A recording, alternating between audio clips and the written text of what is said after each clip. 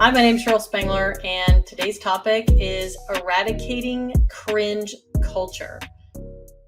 I'm going to try to stay in the flow to get you to the end, but first I want to define what it is, and I'm sure you guys know what it is. I'm sure you've been the person who have cringed. I have, unfortunately. I think all of us have. I think you've probably been the person people have cringed at. Anyway, it's such a dorky term, but I'm going to define what it is, define the how to eradicate it or the eradication of it, why I'm talking about it, and what it has to do with blockchain, and what it has to do with the focus of my channel, which is the good side of crypto. By the way, if you have ever been the person who has cringed at other people, made them feel bad for doing something good, actually, drop a comment. Do not be afraid to drop a comment. If you've ever been a person that you've been cringed at, someone's cringed to you, drop a comment. Do not be afraid to drop a comment about this, because cringe culture's over, it's ending, and I feel that social tokens, community tokens, and the advent of blockchain is literally going to eradicate cringe culture. And I want to talk about the tools and why I think that that is going to do that. If you're not sure what cringe culture is, here it is right here. It's the culture on the internet, which I'm sure you've looked this up before, of making fun of people or insulting them by calling them cringy or cringe for doing something which doesn't harm or somehow insult anyone or anything. Now, I'm not going to read down below because we're not 13-year-olds, and yet I still find it happening online a lot. Basically, I was that person. I can name one example when I didn't know I was doing, I wouldn't call it cringe, I would just call it silent bullying. There was a girl that I used to work with a long time ago, and she'll never see this video, but she was happy a lot. So happy, like so happy that it irritated me. I mean, she used to say, "Happy Friday," every Friday, right? For some reason right now, someone sending me a text that says Happy Friday actually is a trigger. So please, God, don't find my number and do it.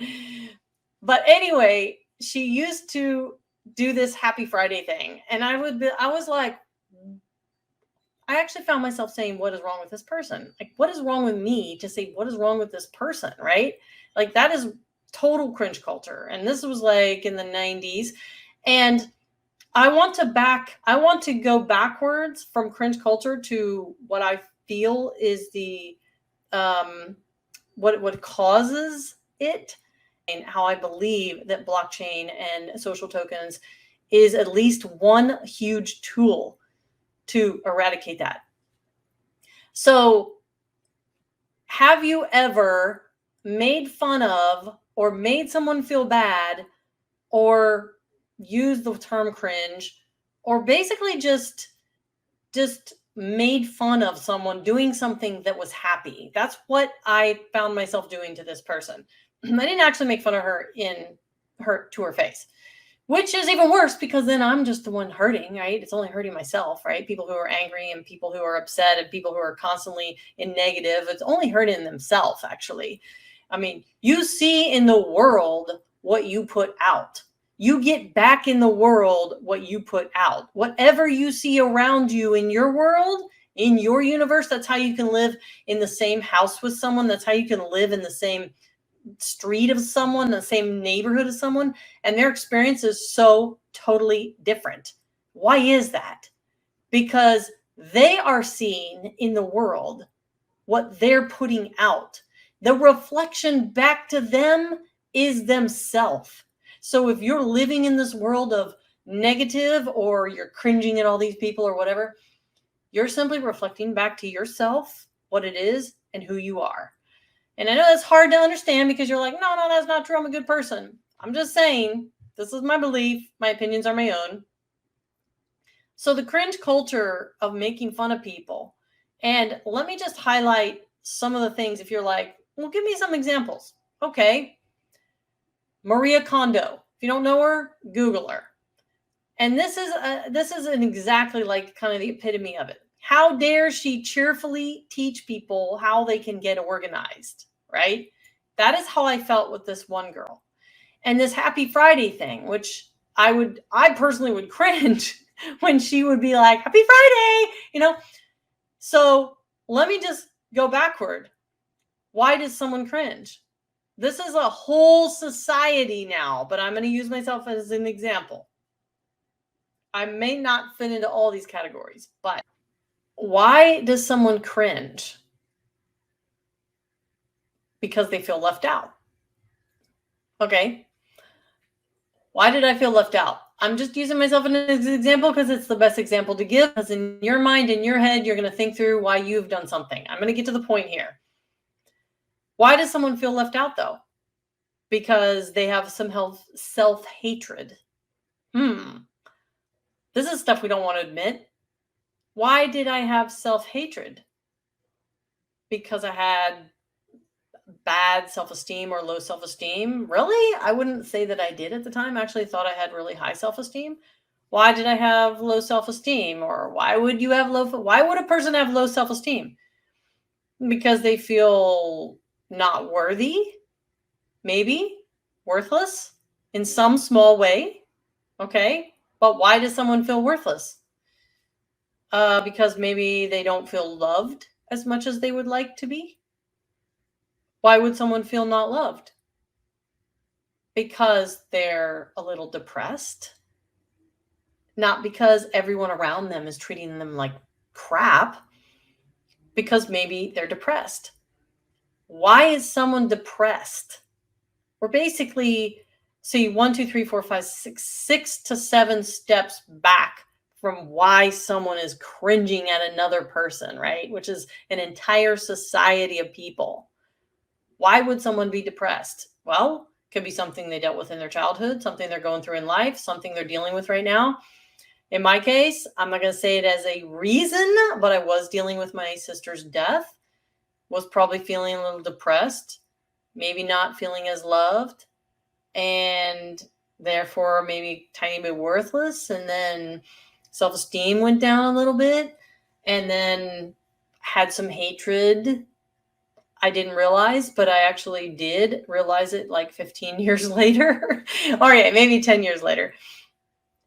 And that projected actually out to the world in not being nice to others. And then I basically started feeling left out. Yeah, I would agree with that a little bit. And eventually cringe.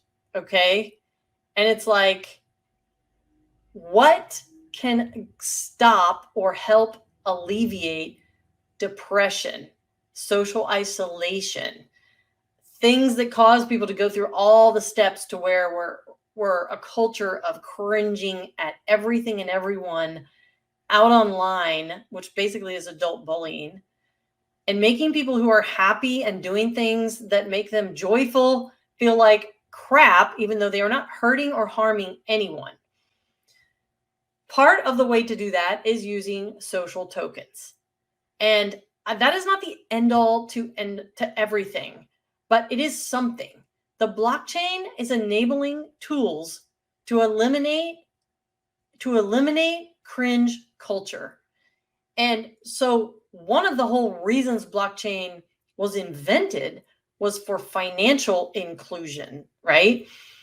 Anti-corruption, end poverty, total financial inclusion, identity management, transparency, tracking, basically financial inclusion. But the advent of social tokens on the blockchain, to me, is a tool to eliminate, if blockchain cryptocurrency like Bitcoin, the sole purpose is for financial inclusion, then social tokens and community tokens sole purpose is for social inclusion. And that is so that you can become a part of a community where a creator is basically focused every single day with giving value, not taking it from you, not taking money, not cringing. You're not cringing at them. You're not cringing at others. You are basically have a stake in that community. You're building that community. You're promoting that community. It is the absolute opposite of cringe culture. It is the inclusion of everyone. It's making people feel less depressed, having less hatred, having higher self-esteem because they're a part of something bigger, because they can contribute more, because the growth of the community or the social token itself is based on the value that is provided within the community, or from the creator themselves, or from every person who decides to be a part of that. And so it's almost like, how can I help? How can I build? How can I help create? How can I be a bigger part? How can I give more value? It's literally like digital and online and real value. But if you think that you have a dream that you've just never pursued, or never felt allowed to pursue because maybe someone else has judged you, or you feel like you need someone else's endorsement to have enough courage to do it, that's bullshit. You don't. You have all the courage you need in your head, in your body, and you do not need to share it with anyone in order for it to be real or for it to happen. And so I think that my goal, my whole purpose, this was supposed to be like 3 minutes. And I think that you should dream bigger. Ask yourself if what your current dreams are a second-rate version of what you really want, because you're too afraid to ask and write down what you really, really want. And then spend a lot of time after you write down what you want, encouraging other people in their dream. The sun is shining, I knew it would. The world's a playground, I'm in the clouds. Let me show you what it's all